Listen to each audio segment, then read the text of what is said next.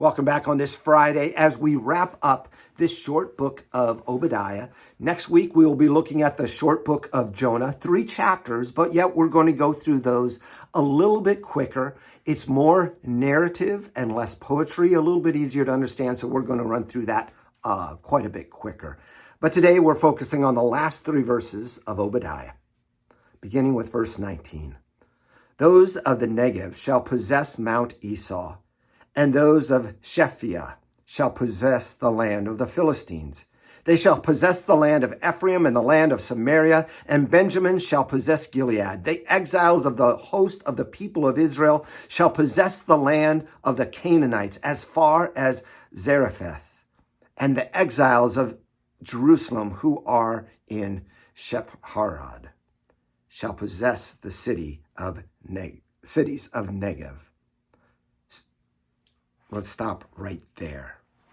As we look at this, the Negev is the southern border of the promise that God had given in the book of Joshua. And while Esau or Edom had taken that over, again, Mount Esau, those of Negev shall possess the lands that Edom had taken. And those of the Shephia, shall possess the land of the Philistines. This is one of those places that is not known in the Bible, not the land of the Philistines. That is on the western part of the people of God, of the nation of Judah.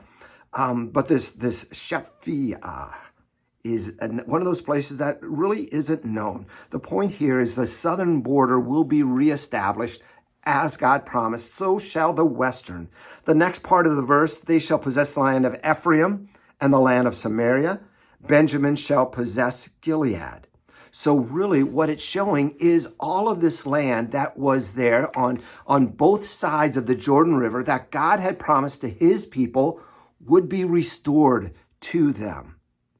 And the exiles of Jerusalem who are in Shepharad shall possess the cities of Negev.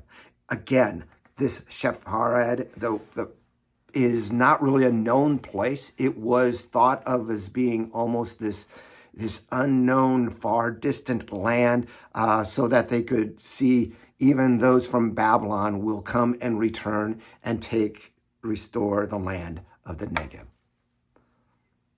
Showing the north, the south, the east, the western lands will all be restored in that day, in the day of the Lord, when he returns his people. Verse 21, Savior shall go up to Mount Zion to rule Mount Esau, and the kingdom shall be the Lord's. As we look at this, this whole part, Savior shall go up to Mount Zion being Jerusalem, showing the finish and the hope that is there. The kingdoms, and to rule over Mount Esau, over Edom. In other words, showing the rule there. But if we look at this, there might be a problem because God's chosen people never ruled in that land. They never came back to live in the restored land with those far borders. What's going on here? Well, first of all, as we look at this, it's a reminder that the wicked will be punished and God's people will be restored. It's about restoration, the restoration that God was promising to his people. The restoration here in the land is symbolic of all that God will return to the people. The restoration will be in full. It's not the land, but it's what the land symbolizes. The promised land, the land promised to Abraham, Isaac, and Jacob, the land that the borders were distinguished by in the book of Joshua, that are being talked about here. They will be restored by the Lord. And that represents our promised land, heaven, where there is no more sin, no more death, what God promised for mankind from the beginning. Our promised land is restored by the Lord and his Son, Jesus Christ. The work that Jesus did restores us to our homeland, to heaven, to live with him forever.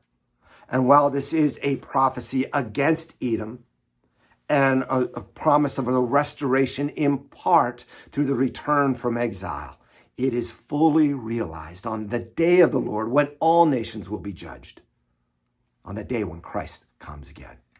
I hope you enjoyed going through this small book. Again, Jonah is next week, followed by Micah for a few weeks after that. We'll talk to you then. God bless.